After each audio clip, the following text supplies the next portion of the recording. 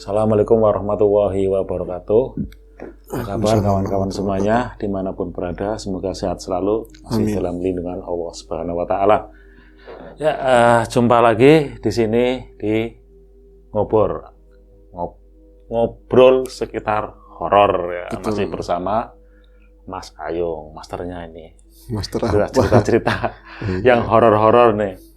Iya nih, aku hadir di sini seperti biasa. Pendengar setia nih Mas Ayung. Sama-sama. Ya. Aku juga sebenarnya pengen mendengarkan. Saja nih, mau cerita apa nih Mas Ayung? Sudah nggak sabar nih. Oke, ya baiklah. Sebelum bercerita, kita ngisain horor, entah pengalaman dari teman, dari subscriber ataupun dari sekitar kita. Alangkah baiknya seperti biasa, aku tanya apa kawan-kawan dulu. Assalamualaikum warahmatullahi wabarakatuh. Waalaikumsalam warahmatullahi wabarakatuh. Bismillahirrahmanirrahim. Apa kabar kawan-kawan ngobrol semua? Semoga semua dalam keadaan baik, sehat, dan selalu bahagia tentunya kapanpun dan dimanapun saatnya. Kembali kita di ngobrol seperti biasa, bawain cerita-cerita horor. Ya, semoga masih tetap teman-teman masih memantau kita, masih mendengarkan kita, dan terima kasih sekali untuk yang selalu ngasih komen, ngasih like, dan bahkan juga ada yang ngasih super thank. Itu sugrep gitu ya? Ya insya Allah, kalau udah suka biasanya sugrep Bang. Sugrep. Gak sugrep gak apa-apa, yang penting nonton. Ya siap. Begitulah. Ada cerita apa Bang? Cerita apa yang cerita siapa nih? Mas Ayung lah, gak apa-apa. Ya, baiklah.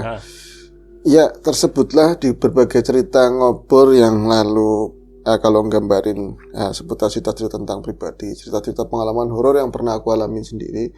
Ada beberapa cerita tentang mancing. Nah, sekarang juga pengen aku bawain cerita tentang orang mancing. Jadi yang ngalamin tapi bukan aku sendiri, tapi daerahnya daerahku gitu loh Bang. Iya. Orang kalau udah seneng mancing, ya wong hobi ya, hobi itu mau diomong kayak apa. Apalagi laki-laki, biasanya ada orang bilang sampai kapanpun laki-laki ya tetap jadi bocah. Ya, tetap pengen ngumpul sama teman-teman, masih tetap pengen bermain, entah permainan apa, termasuk ya apalagi udah punya hobi begitu ya. Dan sebaiknya hobi itu juga bukan guruin, nggak meninggalkan sesuatu yang wajib seperti mengganggu mencari nafkah dan lain-lainnya. Nah, ini tersebutlah seorang bernama Tarmin. Tarmin ini punya hobi, ya dia itu seorang angler, tapi pada zamannya ini di tahun 90-an. Angler apa itu?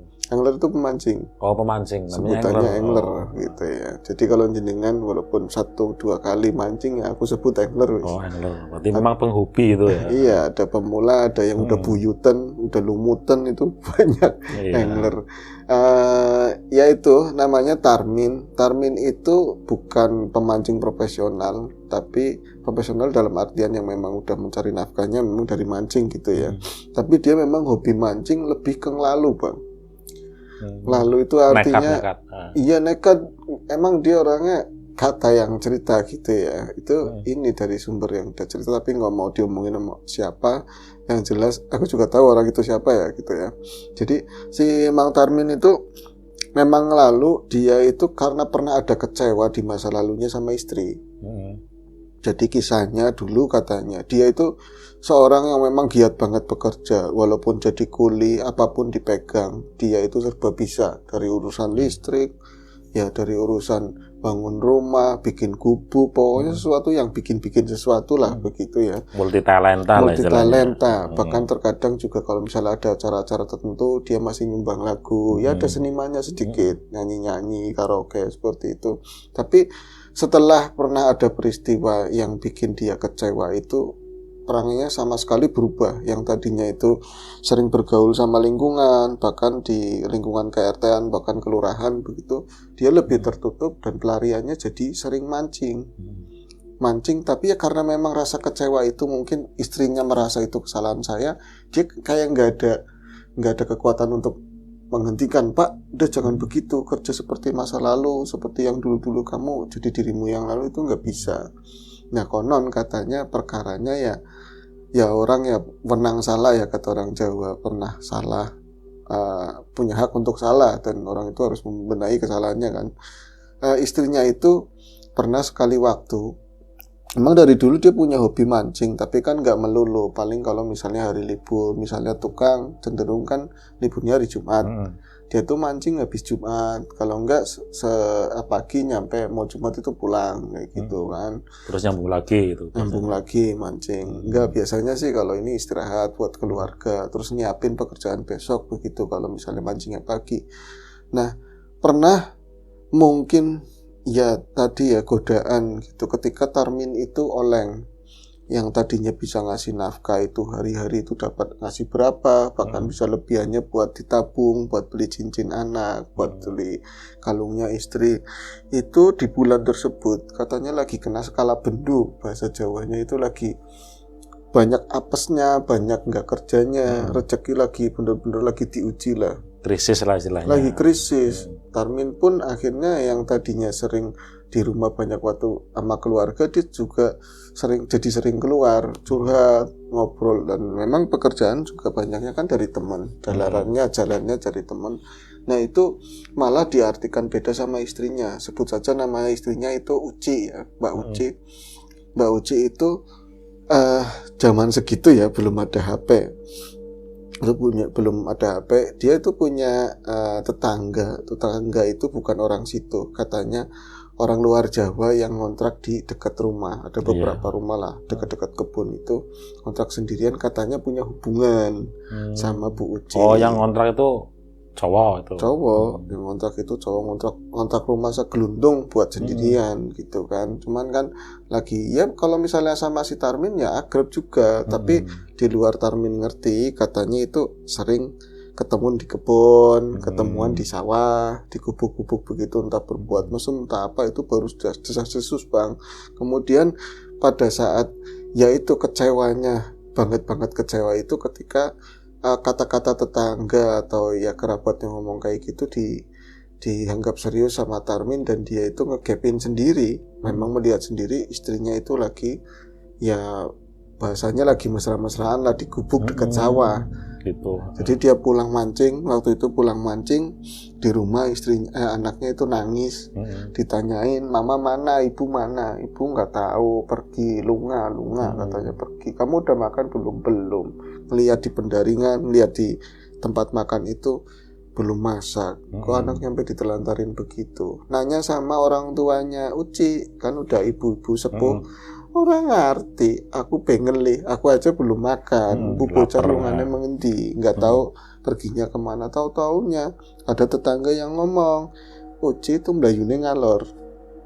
Uci itu jalannya ngalor ke utara, nggak tahu, kayaknya ngibrit tapi melak-melok itu dandannya cantik, kayak mau kemana gitu. Curiga kan Tarmin, pas dibuntutin ngalor mentok sawah, pas ada gubuk, biasa ada gubuk berdernyit lah, gubuk lautan asmara berapa kayak gitu kan. Ternyata itu istrinya lagi apa itu, lagi bersesuatu kan. Akhirnya cuman Tarmin entah nggak berani sama si pria tersebut, atau mungkin dia penyabar, dia itu cuman menyaksikan, ngelihat sebentar langsung dia pulang. Dan mereka tahu, dan istrinya udah minta maaf, menyesal segala macam, nyampe keluarga istrinya, keluarga besar juga minta maaf supaya ini jangan dibikin berlarut lah. Tapi Tarmin sih mengiyakan, cuman diem. Tapi setelah itu dia itu perangannya berubah, ngelalu, bener-bener ya tadi ngelalu, karpet dewek adalah. Jadi dia tetap kerja, tapi kayaknya biasanya yang penting cukup 1-2 hari udah dia mancing, pokoknya jurusannya kali mulu. Nah suatu saat Tarmin kan masih punya orang tua walaupun orang tua angkat, orang tua aslinya itu udah meninggal semua. Dia itu dipupuh sama uangnya begitu, dan orang tua tersebut yang jadi orang tua asuhnya si Mang Tarmin itu ya aki-aki yang biasa dipintain, kayak kalau orang mau hajatan itu dimintain apa ya? Tangga, hari, memeton apa istilahnya? Ya, weton-weton kayak gitu, disepuhkan lah di situ, dan tahu banyak tentang hal-hal yang seputar, walaupun dia bukan mbah tapi mengerti katurangga yang mitos-mitos pelanggarannya apa, konsekuensinya apa. Dia dan orang udah sepuh kan ngerti ya, dari zamannya kecil di seputar lingkungan tersebut mana tempat-tempat yang nggak boleh ini, nggak boleh itu, yang serem, yang singit, nggak boleh sembarangan.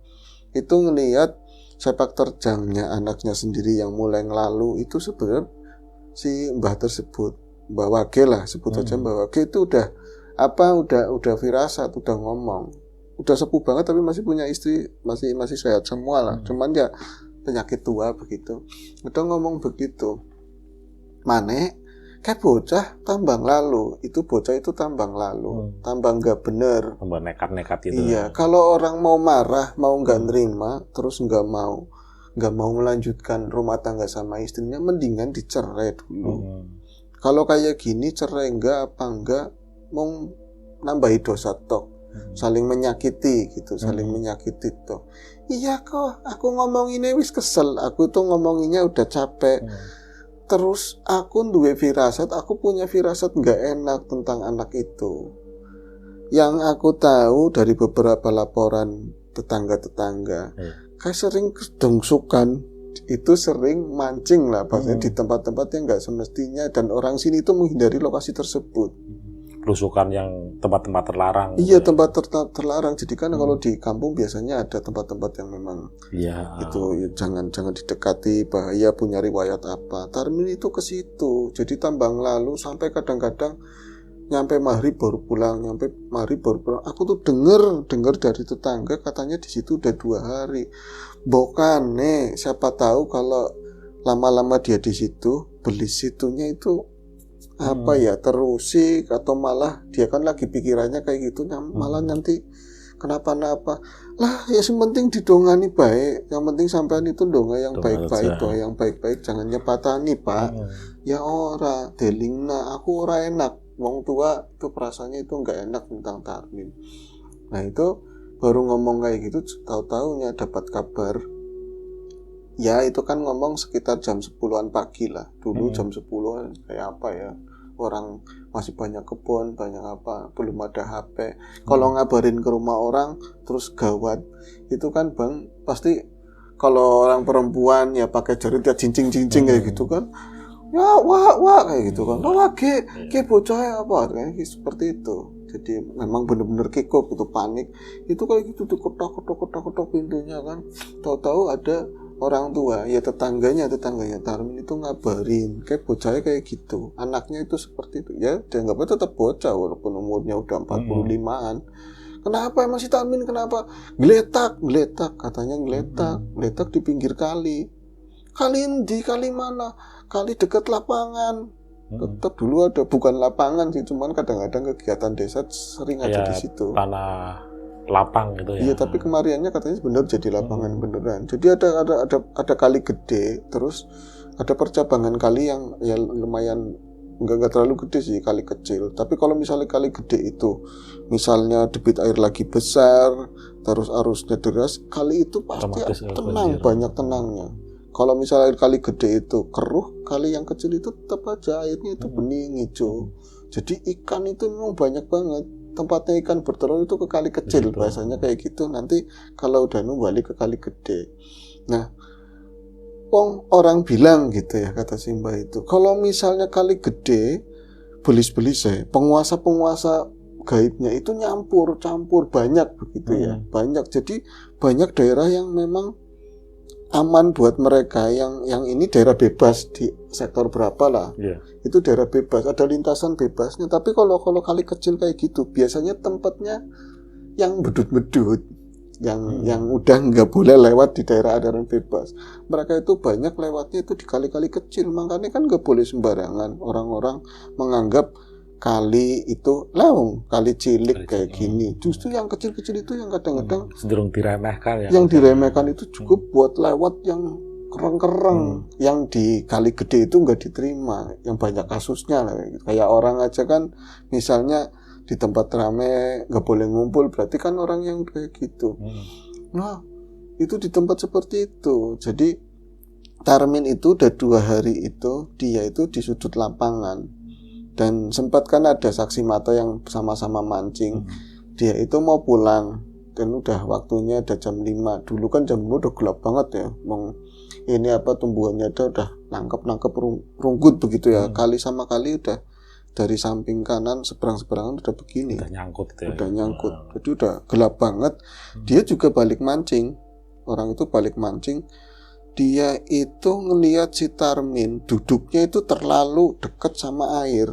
Jadi memang datarannya landai begitu. Ada pinggiran kali perpil yang lebih ya dominan tinggi gitu ya. Dia itu kalau orang mancing itu batasan kayak ada larangan khusus. Ini segini gitu loh ya.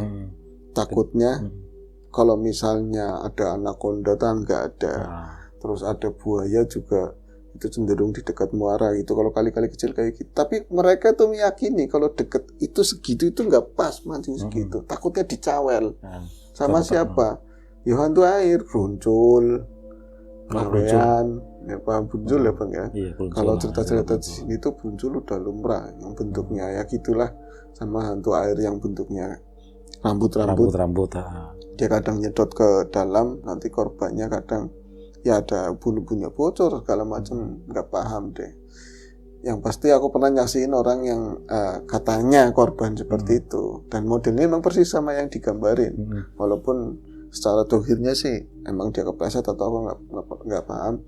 Yang pasti dia melihat Mang Tarmin itu terlalu dekat sama air, paling 1 jengkal 2 jengkal lah. Ya dekat banget itu. Sangat dekat dan wayahnya nggak pantas, udah hampir maghrib di jam 5 mau setengah 6 kayak gitu. Dia itu yang bikin si paman tadi, sebut saja namanya Man Rustam ya. Man Rustam itu udah bawa nenteng ember, itu dalamnya udah ada ikan.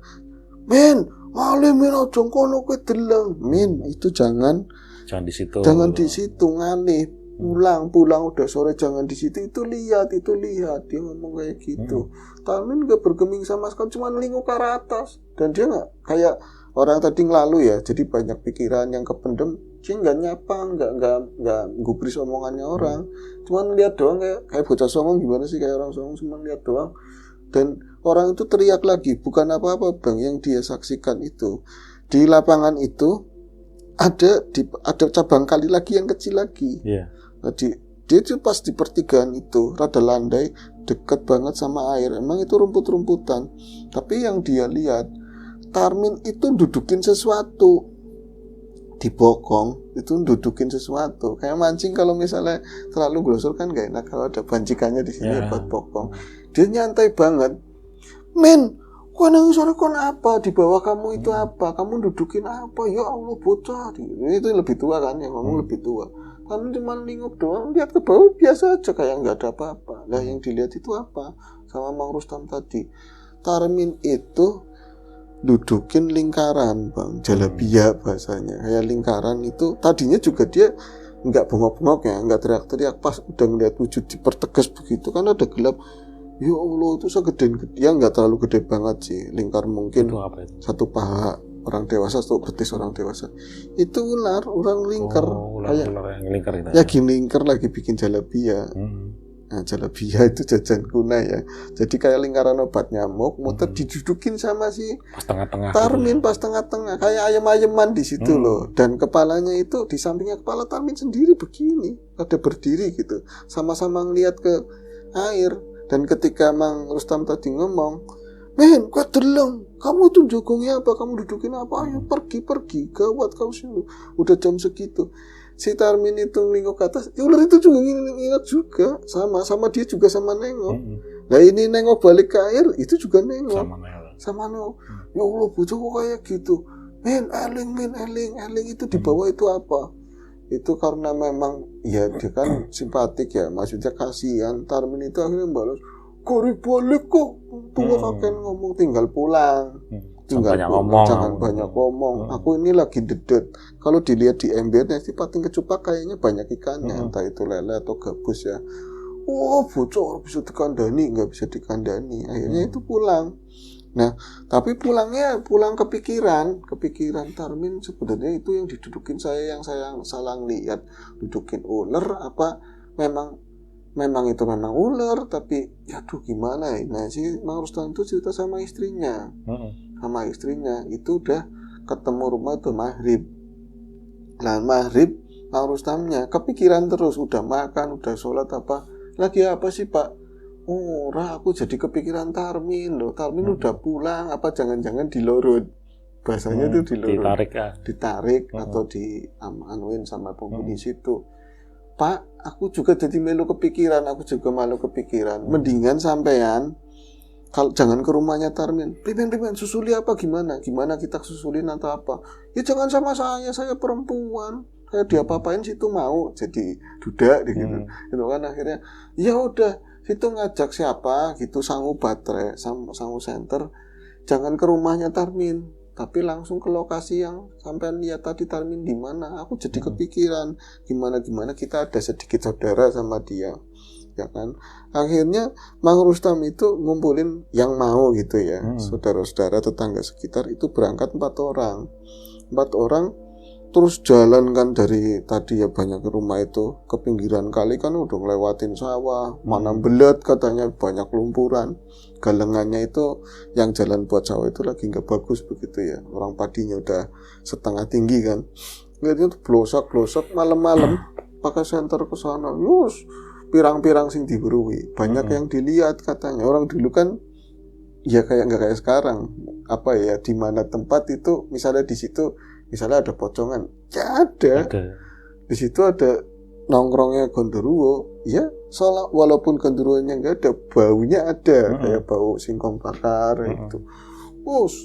Itu kelihatan semua. Yang bikin saya, kata yang cerita ya, Mang Rustam itu yang dia itu bandel aja bisa berkitik jadi merinding. Ini sidora kang, jadi apa enggak kita nengokin Tarmin? Oh wis tanggung. Akhirnya ke sana kan, tetap ke pinggir kali. Dan mereka itu kayak mereka juga khawatir tentang diri mereka sendiri, keselamatannya. Jadi mereka nggak langsung ke pinggiran perpil begitu ya, pinggiran kali perpil namanya, kita nyebutnya begitu. Nggak langsung ke pinggiran, tapi dekatnya gundukan perpilan itu mereka udah teriak-teriak duluan. Men, balik kok balik men, wis bengi men, kamu udah pulang apa belum? Itu kedengaran pas di titik tadi ya, sudutnya lapangan terus ada kali kecil itu di suara air itu, suara gublok kayak gitu bang katanya.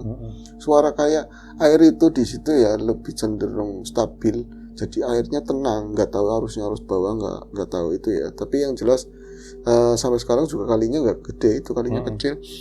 Ada suara gubyok itu seperti orang yang lagi tenggelam, atau ada suara hewan air yang lagi mainin air seperti itu. Kong sampean bos ini lagi, sampean aja yang lihat ini, sampean aja nggak ada yang berani nengok. Kayak urusan nyawa orang, akhirnya nengok bareng-bareng. Yaitu mereka itu ngelongok dari gundukan itu kan, naik dulu ya, baru ngeliat ke bawah. Itu ada pemandangan yang nggak enak. Tarmin itu lagi gumbel-gumbelan bang. Iya. Gumbel-gumbelan apa ya? Lagi gundang-gundung. Lagi bergulang-guling. Tapi yang nampak sama mereka, Tarmin itu bukan kesakitan, Tarmin juga bukan lagi menderita. Dia itu di pinggiran banget, di pinggirannya perpilan. Separuh badannya Tarmin itu nyentuh air yang menimbulkan riak bunyi kayak gitu. Dia itu lagi gelondong-gelondong. Yang mereka lihat itu ada semacam pohonan apa ya, mereka ngomongnya kayak pohon gempol yang rubula. Soalnya ada akarnya juga. Jadi gedenya itu saya kayak segede betis lah, segitulah. Segede betis, warnanya malam ya kelihatannya hitam ya, kayak berlumut begitu. Tarmin itu lagi melukis si kayu tadi, dan bagian akar-akarnya ngocok-ngocok lagi diciumin bang. Lagi bener-bener kayak orang bercinta lah bahasanya, kayak gitu. Sama orang itu ya. Kayak sama orang. Itu lagi posisinya yang nggak pantas, udah posisinya itu telanjang. Tarminnya telanjang, jadi kumpul gubyok. Kayunya itu juga kayak dipotong gitu men. Jadi nggak panjang, kayak setinggi Tarmin, lebih sedikit lah itu. Men, ya Allah, Min kamu lagi apa? Itu nggak moduliin yang di atas kayak apa. Kayu dambungi, kayu dicium, bocah kentir ini orang udah gila. Akhirnya mereka tuh berusut. Jadi tadinya di situ walaupun pinggiran kali kan, kalau nggak kena air ya tetap ya rumput-rumputan tetap diinjak itu masih keselit. Tapi karena percikannya tadi, jadi mereka nahan supaya nggak kecebur. Tapi mau narik Tarmin juga, dia badannya licin, kena lumpur segala macam, itu lunyu banget, susah. Yang nyentorin sendiri, wah jadi semuanya pada basah, kotor semuanya.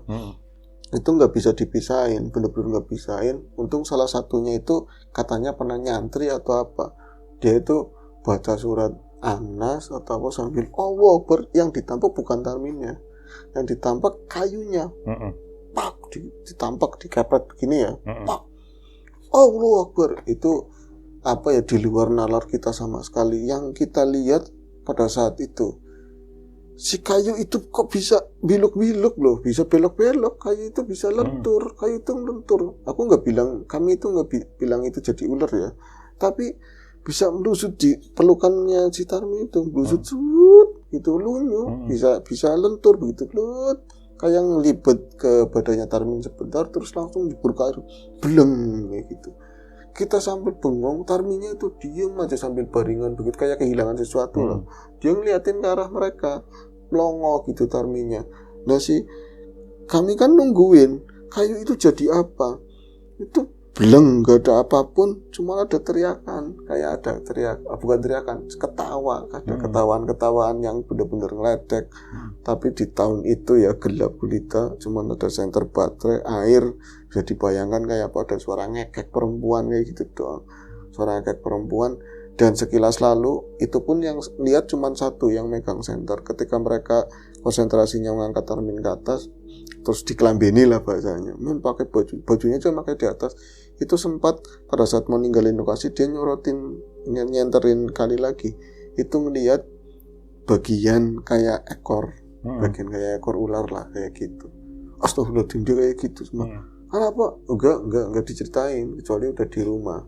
Akhirnya Tarmin itu posisinya nggak pingsan sebenarnya, itu masih tapi ngeracau, bisa nesi. Kenapa aku lagi seneng, kenapa kalian itu ikut-ikutan? Kalau ada yang mengganggu, itu di sepanjang sawah. Jadi berlima sama si Tarmin itu glopot ya, sama lumpur sawah, iya lumpur itu semua itu dibawa ke rumahnya Rustam, karena yang paling dekat sama lokasi kan. Nah, sampai rumah itu baru pingsan, atau mungkin kelelahan atau apa ya, pingsan. Nah ini kan kejadiannya malam. Tarmin itu bangun itu sekitar jam 9 malam, jam 9 malam lebih lah, mau jam 10. Dia itu menceritakan kalau dia di sana itu dari kemarin itu kenalan sama perempuan, cantik banget, baik, perhatian, ngerti masalah-masalahnya dia apa. Katanya mau ngajakin nikah, tapi ya nggak ceritain kalau dia itu bercinta atau apa, nggak cerita kayak gitu. Saya betah di situ, baik, di situ rumahnya bagus banget, katanya rumahnya bagus banget bang. Mana ada rumah di situ kan. Akhirnya aduh bocah gimana ini, dipanggilin Ustadz tanpa sepengetahuan kayak orang tua angkatnya atau istri sama anaknya. Takutnya mereka itu khawatir gitu kan, terus nggak pengen jadi gaduh. Cuman mereka berlima doang yang ngerti, tetangga-tetangga ini, tapi jauh-jauh sih tetangga-tetangga nggak ada yang ngerti. Terus disembuhin, bahasanya disembuhin sama Ustadz itu ya, kiai dulu kan, tukang suwuk lah ya lebih tepatnya kayak gitu. Dan dia memohon malam itu nginep di rumahnya Rustam. Nah, nginep di rumah tersebut. Rumah ini saya nggak pernah lihat ada apapun selama malam itu, tapi isi rumah ada anak, istri, ya itu emak saya segala macam, itu nggak ada yang bisa tidur belas. Jadi kita kayak diteror. Terornya bukan apa-apa di luar rumah, tapi ada suara kayak suara desisan ular ya. Tapi ditengokin dari jendela, dari depan itu disenterin, nggak ada apa-apa sama sekali. Itu hampir nyampe pagi, berhentinya pas subuh. Tarmin pagi-pagi dia itu masih kayak orang linglung, tapi ya dipikir karena memang kelelahan gitu ya.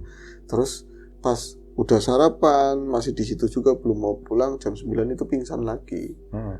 Tahu-tahu pingsan lagi lah, kayak dia tuh mendelik di depan mereka ngobrol. Beneran mereka lagi gak ke sawah, terus pingsan lagi. Nah, akhirnya istrinya nyusulin ke orang tua angkatnya itu loh. Akhirnya ya tadi ya, anak biasanya yang paling afdol, yang nyembuhin, yang jadi perantara doa kesembuhan ya orang tuanya sendiri. Akhirnya bisa disembuhin sama orang tua, dan gak diceritain, yang pasti mereka gak menyaksikan si orang tua Tarmin tersebut, Tarmo atau siapa tadi namanya itu, ke kali kayak ritual apalah buat putusin itu jangan sampai berlanjut lagi. Itu aja sih ceritanya Pak. Ya emang kalau di sekitar sungai itu memang seperti itu sih. Kalau walaupun nggak ini ya, kalau itu kan di daerahnya Mas Ayung, mungkin sekitar banyak itu di sekitar daerahku kan pas itu deket sama sungai besar. kecil. Pas sungai besar itu malah. Iya. Sungai besar lah di situ. Emang panjang cerita misi seperti itu. Nanti kapan-kapan lah diceritain kalau pas Iya. ada waktu lah ya. Nanti aku Kesempatan cerita ya, lagi. Kalau pas mampir ke sini sama Mas Ayung, nanti aku cerita. Oke, kita tunggu. Ya itu saja persembahan dari Mas Ayung untuk episode loh. Iya, nggak apa-apa. Untuk episode Bener. ngobrol saat ini. Nah, itu saja dan kami akhiri. Wassalamualaikum warahmatullahi wabarakatuh.